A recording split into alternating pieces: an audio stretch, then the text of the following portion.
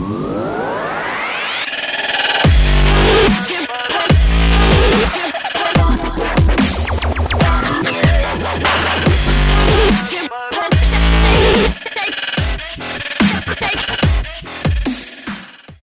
ladies and gentlemen, and welcome back to Square Eyes Syndrome. I'm Ben Gilman. As always, I'm joined by Troy. Sup? Tom. Hey. And Dad. Sorry. Oh, no, we're keeping that in. Sorry. Dan, not my dad. Dan. Ben. No one is convinced that you didn't secretly want to say that this whole time. And send him to his room with no supper. Oh, God. Well, that's a smooth opening. How are all you guys doing today? Oh, gosh. Yeah, I'm doing good after that. I feel happy now. You said it called Tom Tim. Oh, you've done that before, though. Yeah. Oh, I have done that before. Very much. Oh, God. Everything good? Oh, man. So what are you guys? I'm chilling me. I'm loving it. Love it live. Okay. That's all good. I'm hibernating. Okay, that's good. Yeah. Lovely. Right, well, I'm going first today because, I want to get this party started. So, I have a question. Has anyone seen Staged on Netflix/BBC? Yes. Oh, my God. Okay. Everyone? Yep, Troy? England's a bit, yeah. Dan? Not at all. Okay, so for the people that don't know, it's a fantastic comedy basically shot in lockdown with David Tennant and Michael Sheen, who you may remember from Good Omens. It's basically about two actors preparing for planning to do one lockdown, start prepping for a play to beat everyone back after COVID-19's out of the way. So it's David Tennant and Michael Sheen being themselves. It's got cameos from Samuel L. Jackson and the old handbag. Dench. That's the name, Judi Oh, Dench. wow. Dame Judi Dench, my God. Dave, get it right. Respect. Where's respect that? Come on. What? Ben.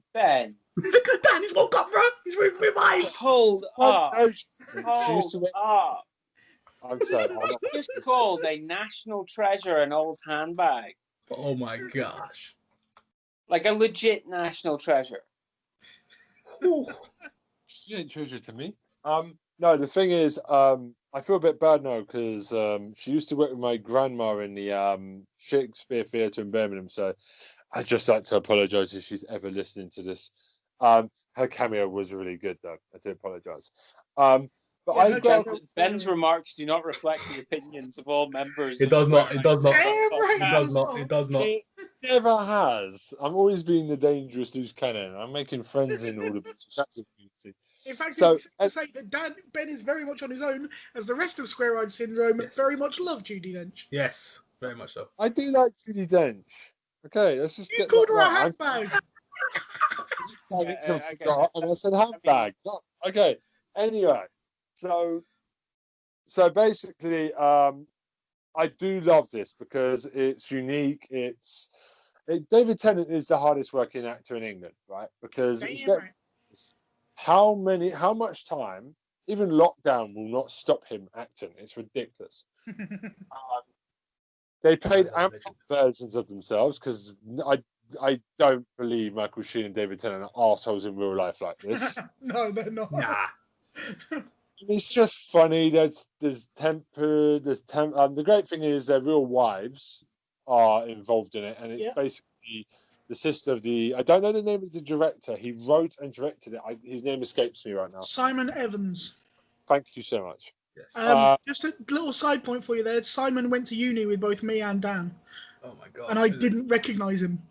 He was in the year below me, so he was in Dan's year at Homerton. The whole time. The poor guy gets bullied in this. No, he was absolutely brilliant. But I vaguely remember him. Yeah. Like, when I had to really think about it. But actually, yeah, he was, like I say, he was in Dan's year. So he should remember him more than I do, but... So, I have a question for you. What's your favourite line from the episodes? Oh, Oh gosh, put me on the spot now. I mean, I don't know if it's a lot. I mean, when Judi Dench is asked, "Have you ever backed out of a show?" and she goes, "No, of course I fucking have," and it's like, Judi Dench just swore. What the hell? And I love the bit where she says, like, what is it? She says, "I get to. Do you know how annoying it is to be offered every lead role?" Yeah. Oh wow. Like, It's true. It's true though. It's true. she's at that level, bro. So The thing I loved was I didn't predict that. You know, they spent like an episode talking about another actor. yeah, I did not predict Samuel L. Jackson to be the other actor. the word in most words, who the fuck is Michael Sheen? Yeah. When you wrote up, I was shocked. I was like, what the heck is this? But with David Tennant twice, Bad Talk's the other one, and the other one, first is Samuel L. Jackson. You hear Michael Sheen's on the line. You can hear him, and then he does the same thing again to Michael, and then he's slagging off Samuel L. Jackson. And he's listening on the call. It's just, oh mate. It is beautiful. So It's David Tennant's face when he realises on both occasions that the other person's on the call after he's just slagged them off totally. oh dear God. My question, I feel sorry for his kids though, because he's always acting all the time. Before COVID, even now, he's still got a lot of projects that have been finished production. I mean, David Tennant's a bad father. Even on lockdown, he's too busy looking after his kids. He wants to do more acting. What a shit father he is. But then again, all he has to do is act as a good father, and he's sorted. no, he's a good actor. It's just I find it hysterical. For some reason, even on lockdown, he's ignoring his kids so that he can do some acting. He's never. In reality, he's probably an awesome dad, though. No, he's an awesome guy. I've met him in person. He's a lovely dude. No, he's generally one of the nicest guys in the world. I didn't know that Michael Sheen's wife was Nancy from Peep Show. That is definitely her. That is her, right? That is Nancy from Peep Show. I am completely 100%. I haven't checked it. I'm not sure. Let me have a look. Yeah, check it out. She looks exactly like her, and she's got the same accent, so I'm calling it. Anna Lundberg is the name of the actress, and that is her being herself. So I don't know if that's. Give me a second. Let me pull up a web page and see what I can find. While he's googling on air, I want to talk about David Tennant's haircut and the little hairband he has now. He has turned into a 2000s footballer, hasn't he? He looks Italian now. Oh, jeez. You think used to do that back in the day as well. With one of the cat's suits, then, do you? But I mean, he's wearing the same hoodie the whole way through. And I mean, I do love when his wife, Georgia Moffat, takes a shot at the fact he's looking like wearing the same hoodie the whole time. When they play battleships to calm each other down. And I love, the credits. They keep playing with the credits all the time. Like that fucking guy, David Tennant. And every time they talk about it, the following episode or in the credits, they change the order. Yeah. Yeah. It's just really good. I watched it all in one evening. I just had to watch it all. Ditto, yeah. You know they're making a second series. Immediately. They can knock it out before the end of the year easily. They've already started filming. Oh, can't wait. Flipping now, started filming already. Oh my god. Why is it on Netflix and BBC at the same time now? I didn't understand how that worked. Because I watched it on Netflix. I avoided the iPlayer version. On Netflix as well? Yeah, it's where I watched it. And then So I realised. I watched it on iPlayer. Yeah, me too. Yeah. Same. But yeah, she is not the actress from Peep Show. Nah, I couldn't see it either. Nah. She's only appeared in one thing, and that is staged. okay, well, I think all blonde Americans are the same. Brilliant. Well done, Ben. Evidently, yes. So, thumbs up from us on that one. I'm going to quickly move on to my second pick because I'm halfway through time. So, for the last 5 minutes, I wanted to talk about the beauty that is Richard O'Brien and the Crystal Maze. It is a game. The Crystal Maze! This is basically a quiz show where there's a crazy guy called Richard O'Brien in the early seasons.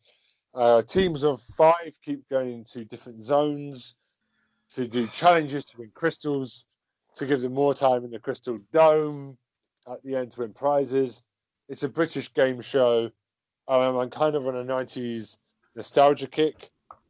I was going to do Nightmare as well this week, but I'm just going to save that for a future episode. I just love how crazy Richard O'Brien is. But I don't know if he's in character or if that's really Richard O'Brien. Richard O'Brien is batshit crazy. Yeah, it's legit him. I Like, think he it's dialed crazy. up to 11 for the Crystal Maze. Yeah. Mr. Fort Boyard himself. Mr. Fort Boyard. That's what I call him. That's what I call him. But did you guys, what's your favourite bit about Crystal Maze? Oh my gosh, it's just when he talks to the camera. Like, oh, can I get past this part now? He's literally looking to the camera, just like waving his fingers around. I'm like, yes, I want this. I love it. I love it, yo. He's kind of got that look of, I love how he twirls around. Exactly, that's what I love. He grabs the hand of the guys and the women. He don't care. He don't discriminate. I love it. Isn't he bisexual in real life? I think he is, isn't he? Yeah. He must be. He don't give a fuck. He's like, bisexuals don't give a fuck. He's not Richard O'Brien, though. I don't. Sweeping statements everywhere. All blonde He's American dying. women look the same. Bisexuals don't give a fuck. Ben's batting 100 tonight. Ben's going in. I love it. No, that's not an insult. They just don't give a poops. They're very open. So I have seen the recent one though. This is my pick. Richard Abadade. Moss from the IT crowd. He's better known for. I don't. He's perfect. I just don't get the hand thing. He doesn't want to touch people. I get that. I'm quite amused by that. I think he's been really good as the host of Crystal Maze. Actually, He's perfect. yeah, his character is just suited to it. But Richard O'Brien is the originator, and I never watched it past him. I never watched it past Richard O'Brien. I never did. I can't remember who the second guy was. I never disliked him, but I felt like he was just Richard O'Brien light. He was trying to be an adventurer. He felt like mid-90s, I'm a famous Tomb Raider type character. It felt like he was trying to be wacky because Richard O'Brien had been wacky. Whereas Richard O'Brien is playing the role that he plays in other things. Yeah, most stuff, yeah. And it's the persona that he's built up. I mean, the best example of this, I don't know if you guys know this, Dan will. There's a BBC Radio 4 show called I'm Sorry I Haven't a Clue.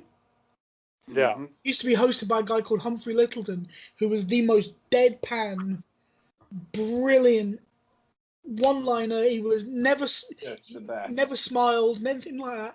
And everyone thought that when he died, which he did a few years ago, that the show would end. But Jack D picked up the role. And because Jack D had already created that persona, it didn't feel like it was forced. And so the show has continued and still gets massive numbers.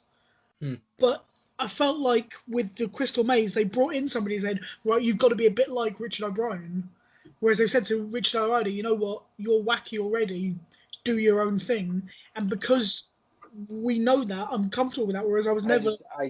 I do really feel like they missed a trick by getting him in instead of just sticking Christopher Daniels in there. Wow. Listening jokes already. That would be interesting.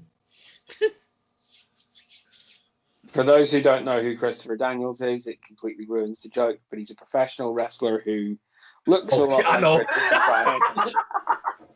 the fallen angel himself. Looks like Richard O'Brien's done some press-ups. If you don't know who Christopher Daniels is, go and watch AEW or Ring of Honor. Yeah. That was set his set. Or Impact. TNA, the early days. TNA, yeah. The early days. Look, I've derailed everything. No, it's fine, because that's it. So go watch Crystal Maze and go watch Staged. Thankfully, I love YouTube because it's got all the old Richard O'Brien stuff on, and thankfully for 4OD has all the new stuff. So once it's safe to, I would like you guys to be my Crystal Maze team. We could go do that. once. I think it's too. That would be epic. Troy, Yeah, you're but doing everything. Oh my God, hell no.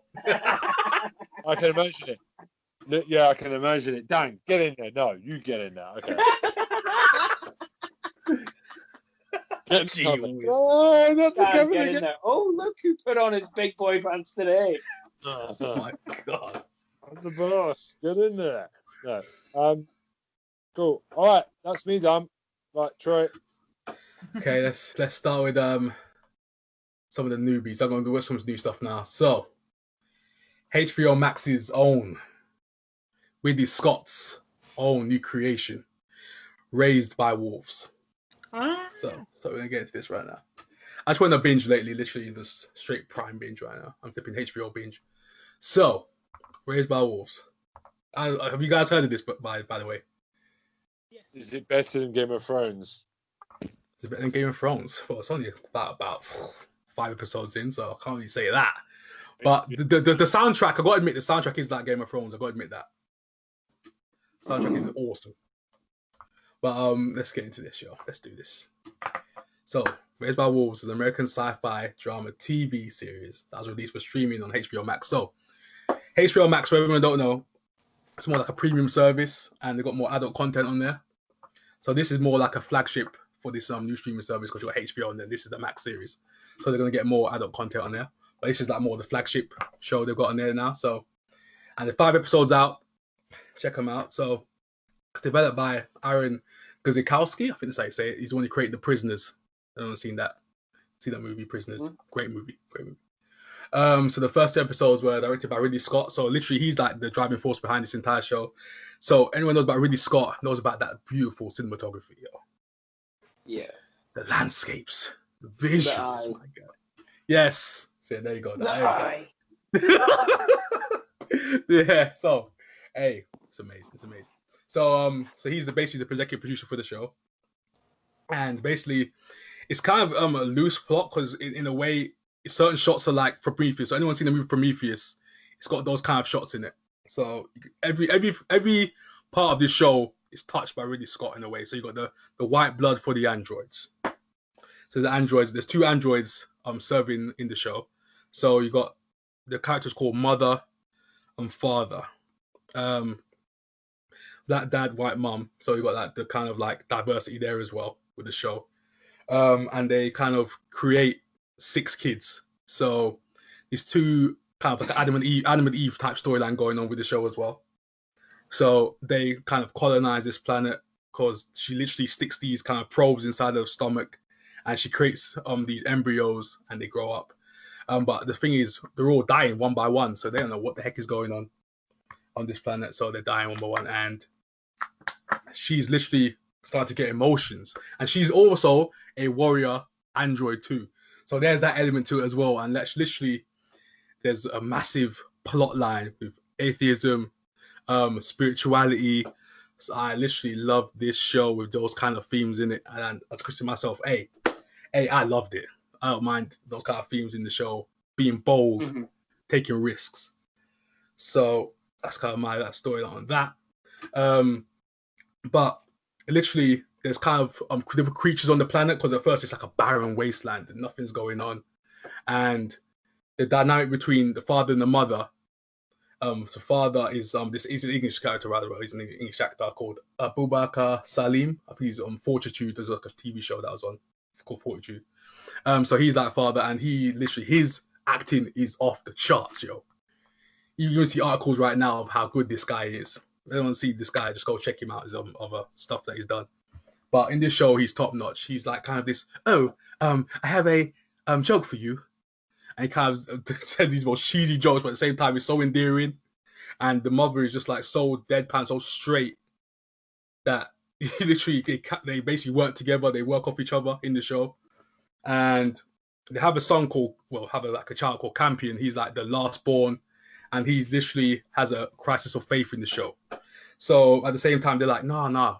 They believe in atheism, the mother and the father. But the father's kind of like, he doesn't really mind it. Campion, praying and stuff like that. But the mom is just like, nah, we're straight atheists out here. But even though this is like a little plot twist in the show, the mother was a soul. Basically, they believe in the soul. These religious zealots, they believe in something called soul. So in Greek mythology, that's like a sun god. That's like they wear like a symbol on their chest. And she was literally a warrior for them. They're wiping out most of humanity. Humanity's been wiped out between religious wars, stuff like that. So that is all. It's crazy. It's all kicking off in the show. It's all kicking off, and we got my boy from Vikings up in here as well. My boy. Yo, oh my days, he's amazing, yo. This guy's amazing, bro. Get his name, get his name. Travis, that's it. Travis Fimmel. He's a bit in the show. He's basically he's a religious zealot, but at the same time, he is face swapped with an atheist who took his face to pretend to be a religious zealot. So it's all that stuff. It's crazy. He's a sick actor. You ever knows about this guy, Travis Fimmel. Vikings. I don't see. You seen Vikings? Yeah. No, bro. Get on Vikings, yo. Get on Vikings.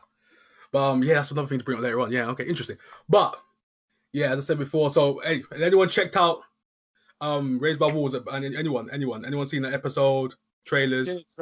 No, not at all, but I will. Okay. Yeah, trust me. I've heard of it, I haven't seen it. Yeah. But to be honest, man, you've made it sound really fucking complicated. My gosh. Trust me, it has some complex elements in the show, but it's so sweet the way he does it. And you just want to know what the heck's going on in the show. You just want to know. You're like, oh my God, tell me more, please. I mean, I'll be honest. The fact that you made it sound so complex is what makes me want to watch it. Exactly. This is how I want my sci-fi, yo.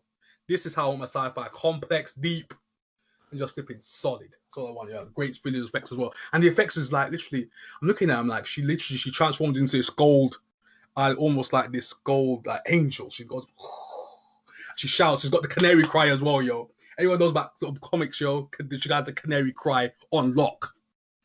Yo, it's crazy. She literally blows people up. It's mad. It's mad. It's crazy. You are very hyped about this. I'm hyped. You're hyped. I mean, you are hyped about most things, but you are very hyped. No, about this, my gosh, I saw it and I was like, Ridley Scott, you son of a gun, you did it. I was like, I was a bit off on him because of the Alien series, because I was like, man, I'm a massive Alien fan. The recent Alien run has been terrible. I'm gonna lie. Covenant, I thought was trash. I hated it. I hated Covenant. I kind of like the direction they went in Prometheus, and I was like, and I was like, okay, show me more this world. I like the Riddick stuff. The Riddick stuff. Yeah, pitch. Oh yes, that world, the franchise. Yes, the Riddick stuff. Okay. What's your second pick? So yeah, so that was literally my first pick. So anyone that's seen the HBO Max premium service, check it out. So second pick, it's a continuation of what I said before. I've said The Boys before. This is about season 2. Oh, I'm caught up with this now. Let's go. Let's fucking go. This show. Troy. Yes. I'm gonna forgive you this, but this is literally the next thing I'm gonna watch. Okay. Let me just try and dance. I don't want to go too far into it because I know you haven't seen it. So I'm gonna go kind of dance around a little bit. I'm just gonna make sex noises in the background. That's all I have to add. Oh, so good. Trust me, Dan. That's what I'm gonna say. It's flipping amazing. It kind of. Look, I've read the entire series. Yeah. I know it departs like significantly, even in the first series on TV, from the comics. I am I'm looking at the comics right now. I have all of them. you got the whole series. Okay, that's good. Yeah. You still really love the show, though. No, you will. If you like I've seen anything season to 1. I love it. Yeah, that's what I'm saying. He's seen it. Yeah. The important thing is the characters feel like they have diverted, but like what I've been told of Game of Thrones, the characters act like they would in the comics. They haven't changed the characters in terms of how they would react to things. I would disagree. Oh, that's what I'm saying. Dan's a reader. I don't know. Anyway, honestly, when it comes to the boys, there's like all of the boys have been changed significantly. Oh, significant. In terms of the superheroes, quite a lot of them have stuck very, very true to the comics. But the boys have all been changed. Like the very perception, the very like idea of what they are has changed.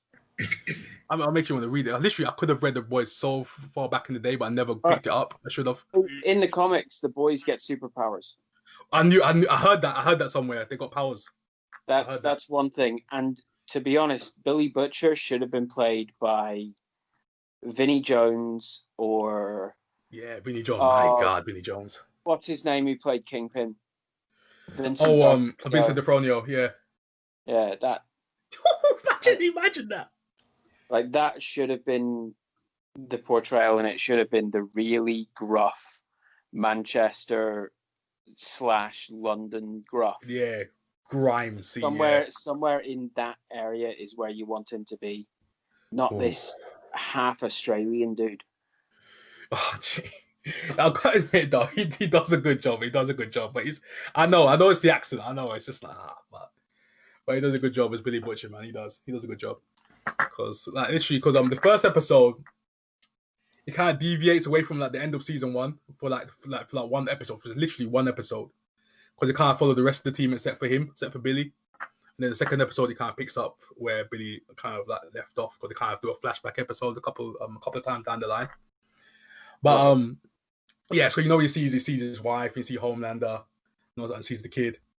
So literally, so the second episode, you see Billy like literally he wakes up in some random car part a lot.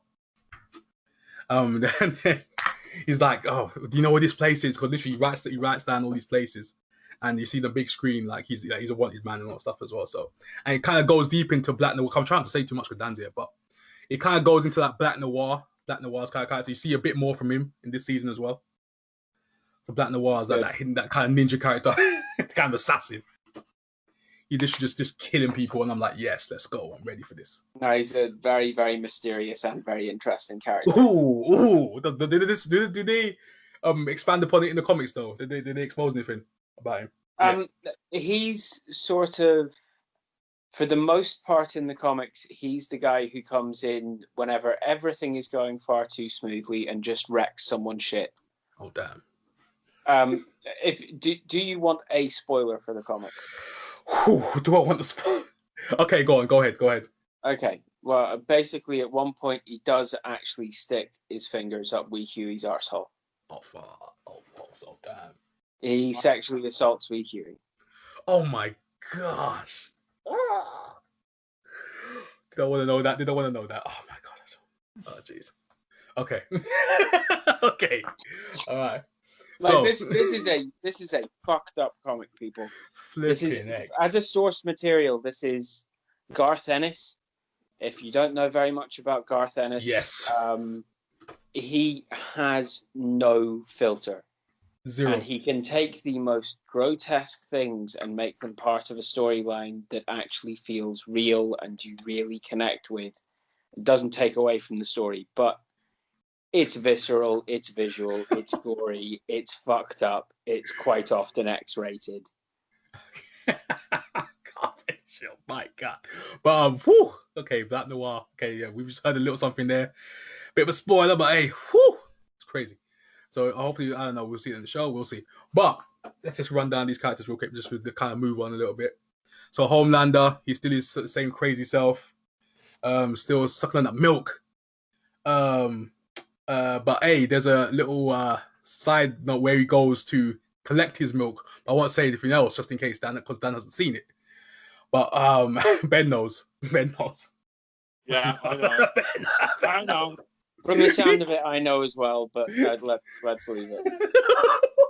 But yeah, the way they do that as well. Literally, I was like watching it. I was sitting there. I was like, "Oh my days, are you serious?" I was like, "Wait a second, she ain't back. What? That doesn't make any sense." And then I was watching. I was like, "Oh, it makes sense. Okay, all right." But at the same time, but the main part of this show right now, Stormfront. I'm loving that character. Gender swapped from the comics. The gender swapped. Yep, gender swapped. Yeah, she was gender swapped. But she plays that part well. I've got to admit that kind of Karen, kind of SJW, but at the same time that dark history, that dark past. Karen. You see, who's Karen? Karen. Fuck off, Karen. I love what she does. She's so annoying, but at the same time, you're like, damn, she's so intriguing at the same time. Because throughout this whole show, you see little history parts of her character getting basically exposed bit by bit, her history and how, oh my gosh, her past. A bit of racial stuff right there. Let's just say a little racial stuff right there, but I'm gonna leave it at that. But Stormfront, Oh, you cannot wait. Trust me.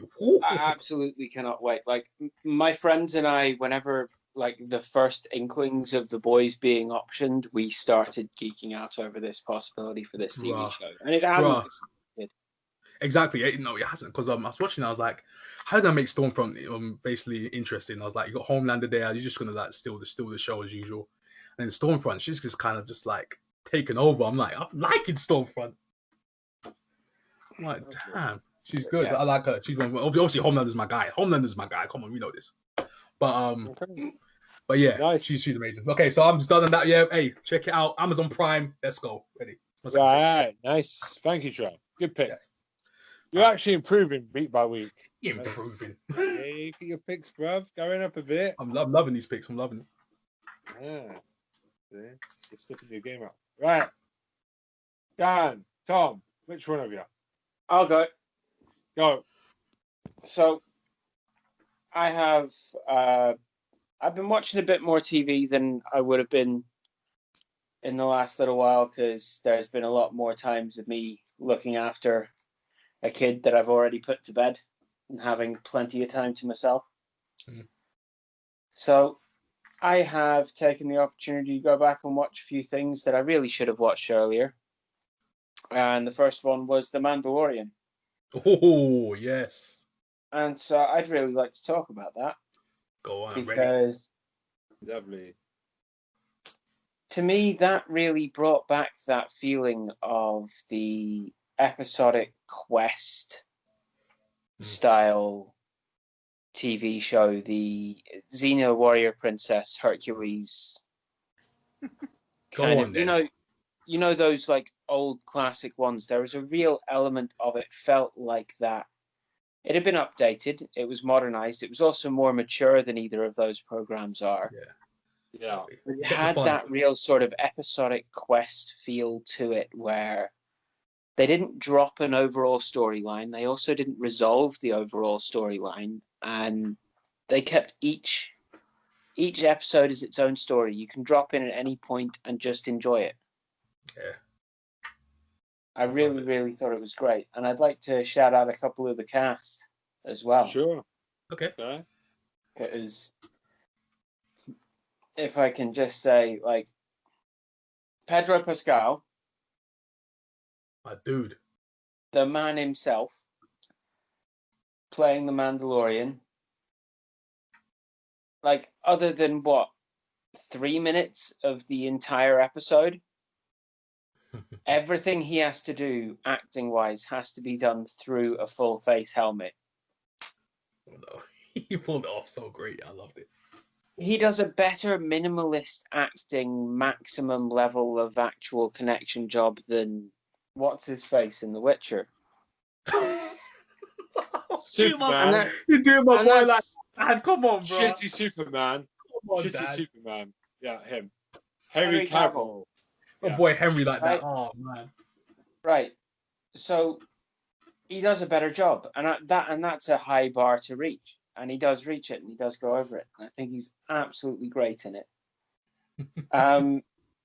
We also have a great performance from Gina Carano. Yeah, she done her job well. She did well. The MMA pioneer, someone who I've been a big fan of for quite a while. Heck yeah, she gets no respect. She gets no respect in the MMA community. She gets no respect. Well, she kind of dug her own grave on that one. Yeah. We'll go past that. Yeah, we'll go past that. All right. And then, personally, my absolute favorite performance in the entire cast goes to Nick Nolte. Yeah. Nick Nolte plays this alien who is just like, I don't even know what his actual designation, race or whatever is. I know his name is Kuil. Yeah, Kuil. Oh, what the heck is his race now? Damn it. And he's basically just this sort of pacifist, a pragmatist, very much just survive and be happy with your lot in life and all of this. He used to be an indentured servant to the Empire and is now free. And him and the Mandalorian get this like friendship going, and it's like a friendship of equals as well, and it's weird and it's cool. Yeah. Absolutely adore the entire series. It is very much worth a watch. Has everybody seen it? Yes, Yeah, I love Baby Yoda. For me, it feels like proper Star Wars. Yeah, that brought me back. I like that's new Star Wars. I mean, the original trilogy started well and fizzled. I did like the Han Solo movie. I know some people didn't, but I actually really like that. And everyone loves Rogue One, don't they? So yeah, I love the show, and season 2 has Sasha Banks in it, so it's boss time. Oh yeah, when I saw Sasha Banks, I was like, let's go. I was gonna bring this up in a little while, but I was gonna ask a question first. Go on. Sure. Also, fantastic points, Ben. Yeah, the idea of it feeling like old Star Wars rather than new Star Wars. Yeah. The idea of it feeling like it feels more like Rogue One. Yeah, it does. Than anything else, and Rogue One maintained that sort of that there was something more authentic feeling to it than even like the Phantom Menace or like that crew or the Rise of Skywalker stuff. Yeah. I mean, Force Awakens was good, but then it was good, but then the rest of it just flipping. It felt like a rehash, though. I think I saw it with you, Troy. It was a rehash, really. Yeah. Of previous greatest hits, and it fell off a cliff after the last two. But you know, it reminds me a lot, Dan, of the Solo film, and I love Solo. See, I haven't seen it. Yeah, I haven't seen Solo yet. I would argue it's a good film. I just think people need to to step back and accept it for what it is. I would disagree with you fundamentally. The main actor is not good enough. Yeah. Story's fine. The guy playing Han Solo is shit. That's the problem. Okay. But the thing is, I like the dirty western feel of Star Wars, and that's why I love the Mandalorian. Okay, no, fair enough. Be a dirty western. I love the dirty ships. It's unclean. I love that style of Star Wars. Straight grime. Not all this Disney style. That's why I love Rogue One. And you know what, Ben? You know what I love about Mandalorian as well is about it reminds me of like Skyrim when you're building the weapons. We go straight to that woman who builds the weapons for him. I love that stuff. I love it. And I especially enjoyed it because, you know, as you know, my wife's Japanese. Baby Yoda, kawaii, the whole time. So here's a question for all of you before I go on to the second pick. Just to finish this all off, if you could pick out one moment within the first season of The Mandalorian that stuck out for you, a line, a moment of action, particular cinematography shot, design of something, anything at all, what stuck out for you as being particularly sort of that stuck in my heart? I'll go first as well. Go on then. I absolutely adored the new ship design, the Mandalorian ship. It looks awesome, innit? It does look great. Yeah, the Razor Crest is fucking brilliant looking. I absolutely adore it. I love it. That's awesome. That is true. It's great. And I also really like the idea of like this, that they're searching for this metal for the tribe. Yeah. Yeah, that is just wonderful little hook for storytelling, and I love the design of the ship. And yeah, pass on to Ben. I love the fact the first time he sees Baby Yoda doing the Jedi Force and stuff, and he just kind of because he's got the helmet on, but you can still see that he's taking it in. That's a big moment for me. Okay, it's really, really well done. Tom? Yeah, and it's amazing how much acting he can do for that helmet because it's on the whole time. It's incredible. Sorry, Tom? I can't comment because I haven't seen enough of it. Okay. Troy? Me, IG-11 when he died. Epic scene. Yeah, Taika Waititi actually. Taika Waititi. I was like, I'm not really a big fan of him because of what he did to Ragnarok. I still hate what he did to Ragnarok. I was like, oh, but the IG-11 scene that was flipping, that was great. That was amazing. I loved it. Okay. Yeah, so 6 minutes, go for it. moving on to my second pick. It's something I've spoken about before, but I went back and watched the second series for the first time, Doom Patrol. Mm-hmm. Ooh, yes. Doom Patrol. For some reason I have not watched it. I should do. People can tell me to watch it, but I haven't watched it yet. I'll just definitely go and watch it. The second series tones down a little bit. Okay. Or maybe I'm just used to the craziness, but it feels like it's toned like the actual crazy. It's still a superpower show. It's still weirdness all over the place. Yeah. You still have people dropping in from other dimensions in outer space. Okay. You have people who can literally bring entire beings into reality just by imagining them, and they're not confined by any particular shape.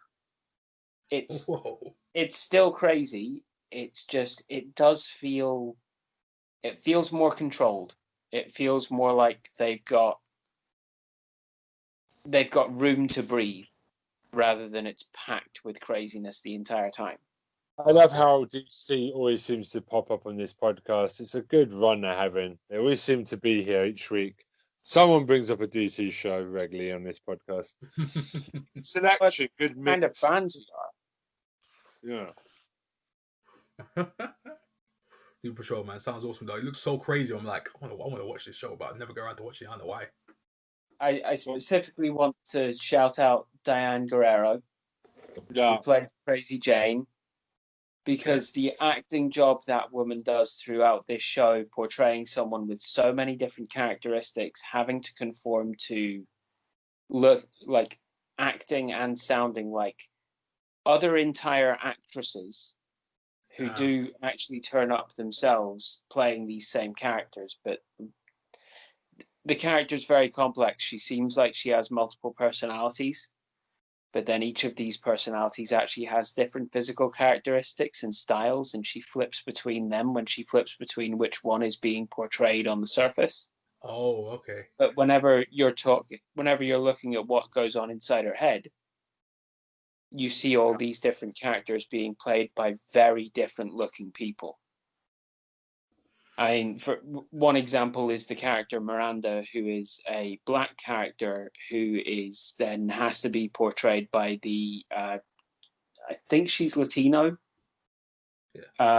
actress. And she's, she just portrays the exact same facial expression. You don't have to, even though the styles are not that different between this Miranda character and the Crazy Jane character, you don't have to figure out who it is at all. You can tell by the way she moves. You can tell by the way she holds her head, the way she looks at people. She does a fantastic job. People do tell me that Crazy Jane is probably their favorite character. To be fair, so yeah. I wouldn't say she's my favorite character. My favorite character is Timothy Dalton's character. Okay. The mad scientist. Best good Bond, underrated Bond movie dating. It's a really, really good show. I've seen the second. It goes into a lot more of the characters in depth. Okay. You get to see a lot more of their story playing out, a lot more of their conflicts coming to the forefront. It explores family themes a lot in the second season. Okay. And yeah, go and watch it. They're gearing up for their third season now. Yeah. That's good. But Doom Patrol, I've got to get on that. I'm slacking. Doom Patrol. Better than Stargirl, most probably, by the sounds of it. Yeah. I really enjoyed it. I couldn't stop watching once I started watching. To the point where I had to make myself pause to go and figure out what was the quickest thing to make to eat so I could go back to watching it. On that binge mode. Okay. So, yeah, that's all I have to say about it. Just get your tablet and take it to the kitchen and keep watching while you make a sandwich or something. Problem solved. Okay, right. Yeah, just as soon as I have a tablet. Okay. Forget I said that then, you sarcastic bastard. Right. Thank you, Dan. You sarcastic bastard. That's your nickname now. Tom. Yes. Are you ready? Why do you sound like my butler? Tim. Yes, sir. Go fuck yourself, sir. Okay, I have a wife for that. So, right, so she doesn't listen to this podcast. It's fine. So, I think. Hold on. Famous last. Yeah, words. We'll find out next week if I'm divorced. Yeah, that's why Dan was like, "Yeah, you're finished now. You're done." We'll find out next week if I'm divorced. Right. So anyway, tell me what. Goody. Okay, so I'm going for quite a dark show to start with this week. It was only actually on TV this week on ITV, a TV show called Des. David Tennat came across back in it today. David Tennat. That was what I was alluding to earlier, that he was on TV again. Mm-hmm. So, Des, I don't know if you have the rest of you heard about this. Damn, I've heard of it. I want to see it. I want to see it. What's in it? Yes. I would definitely recommend it, but it is properly dark. It's basically telling the story of the Muswell Hill serial killer. Damn. Yeah. A guy called Dennis Nilsson, who everyone called Des, and he was an ex-army, he was ex-police, he was just an everyday standard civil servant who wrote to, basically this is the true story, is he wrote to his landlord saying there's a problem with the drains and I'm not paying my rent until you sort it. The problem with the drains is that he'd put human remains down the drains. And then the police showed up, and as soon as he realised he was caught, he went, "Yeah, there's about 12 bodies in the cupboard over there." Literally, it was that fucking weird. David Tennant plays this guy, and I have already expressed on this episode, I love David Tennant. He's so much fun. He's such a nice guy, but every time across all 3 episodes that he appears on screen, my skin crawled. He plays a good bastard, doesn't he? No, he's not even being a bastard. He's just such a socio and psychopath. He's so matter of fact and so relaxed about everything. Earlier this year, every time he appears on the screen, I was recoiling, going, "Oh God, it's him again." Earlier in the year, I talked about Blackwater Park, which is, again, he plays a very bit of a dick in that, and also there's Jessica Jones, the Purple Man. Yeah, but I would argue that this is different. Yeah, but I still feel like he's sinister. In this one, he's just like a straight weirdo. In this one, but this is the problem. He's sinister because there's moments where he's so normal, but he's talking about murder and all these, and it's just beautifully done. The cast is. I mean, there's quite a few people in it, but it's basically focused around David Tennant as Des and the guy the DCI who's investigating him, who's played by Danny Mays. Anyone who's known Ashes to Ashes season 3 will recognise the guy who went up against Gene Hunt. Yeah, he's a great actor as well. He does a lovely job. Yeah. But I mean, Danny Mays for me is never a lead actor. He's a brilliant second actor. He's a brilliant foil to a great actor. But he should be a main actor. I think it'd be fantastic. Every time I've seen him as a main actor, it hasn't worked. Him alongside somebody else who's great works brilliantly. Him with it all on him. I'm not saying he's not a good actor, but I just something's missing. But you put him with the right people, and he elevates an entire cast. Yeah, he's always a good bit player. He's always a good stone hand to hand. He's never right as the focal point. Yeah, it's not a bad place to be. The third person in this is a guy you may know, you may not. His name is Jason Watkins. Yes. Recognise him from Being Human. He played Herrick. And he plays the biographer. He plays a gay biographer of this guy, Des. So he's going in and talking to him. And it revolves around these 3 and the way that David Tennant is manipulating everybody. Even from being in prison, he's manipulating everyone. It's brilliant. It's It's really dark. It's something that ITV have actually been doing really well for a few years now.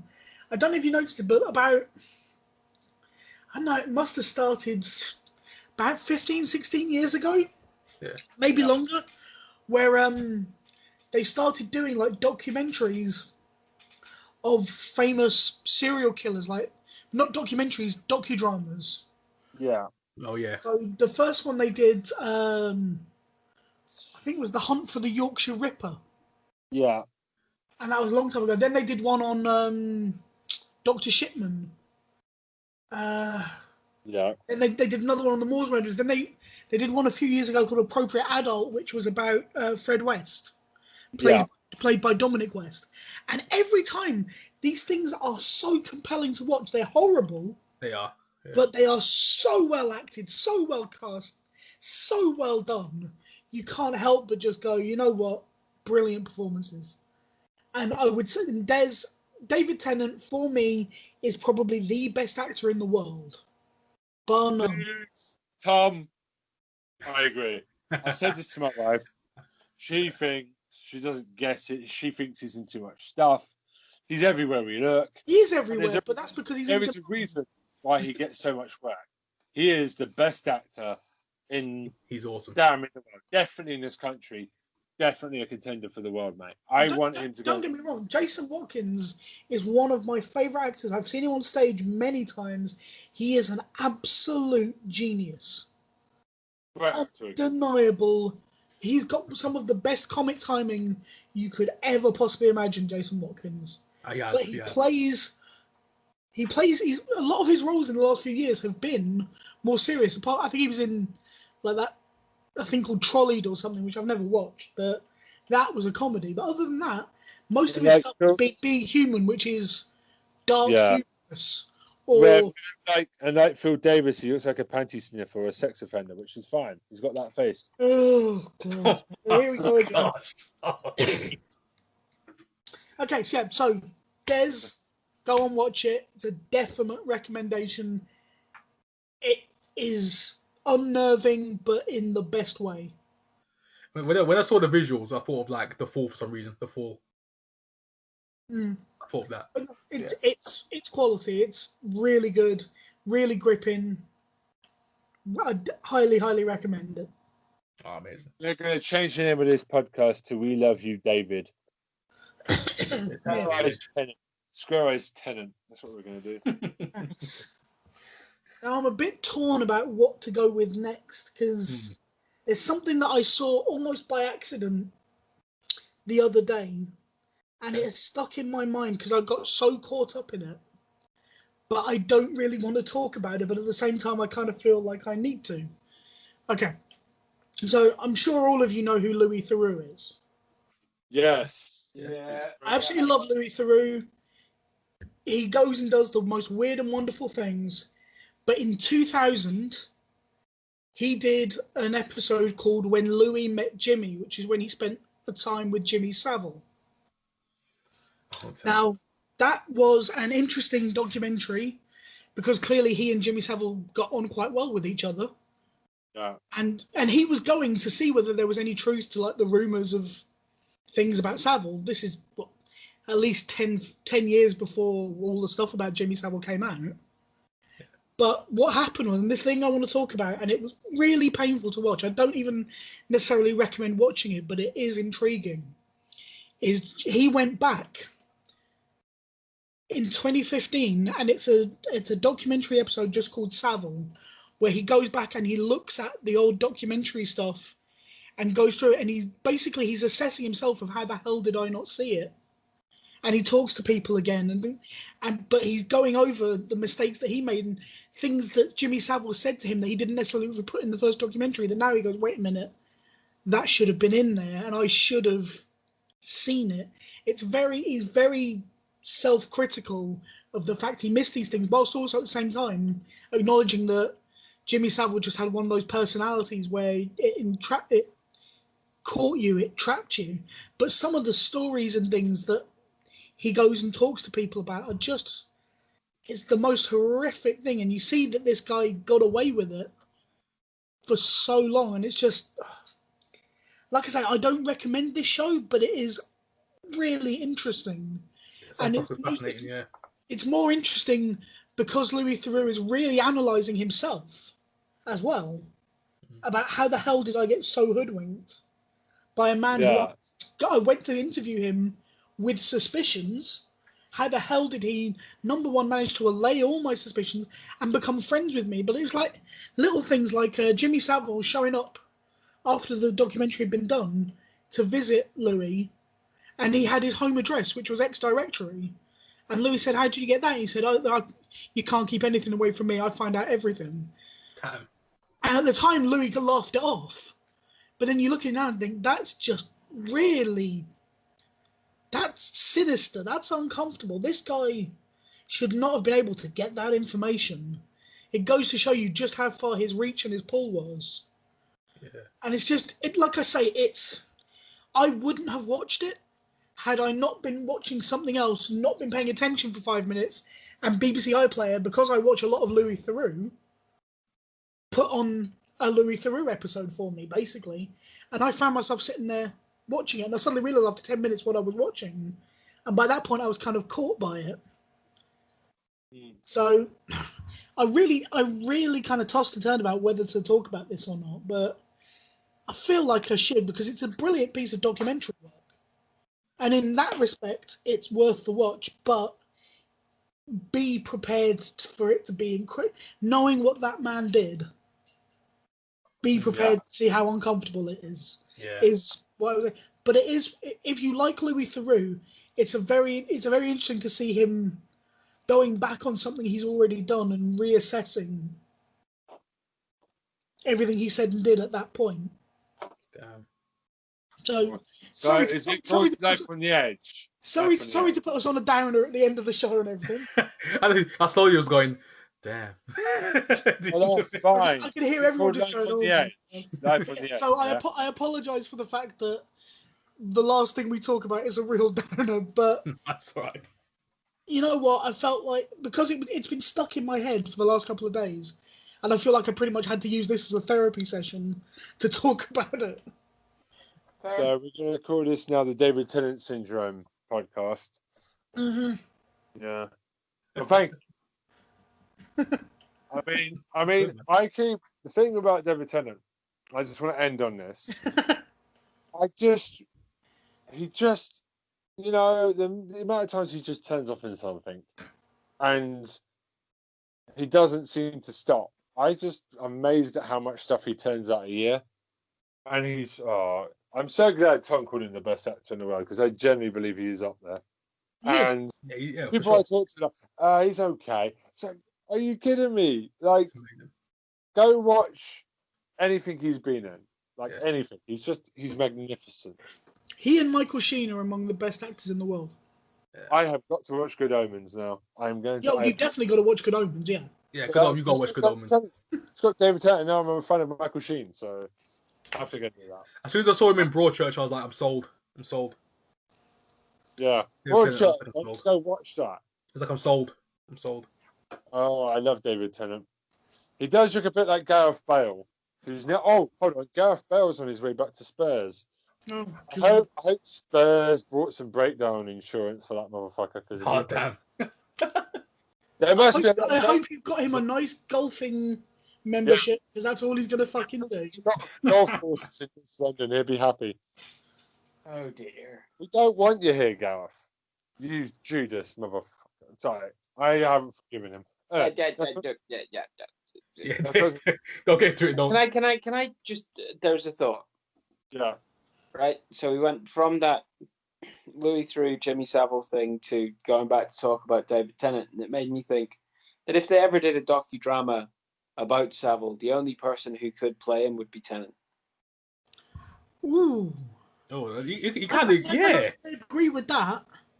I kind of agree with Dan on that. I mean, it's completely off the top of my head, but like he would be someone who could storm that role and still be someone who would be, he'd still be David Tennant at the end of it.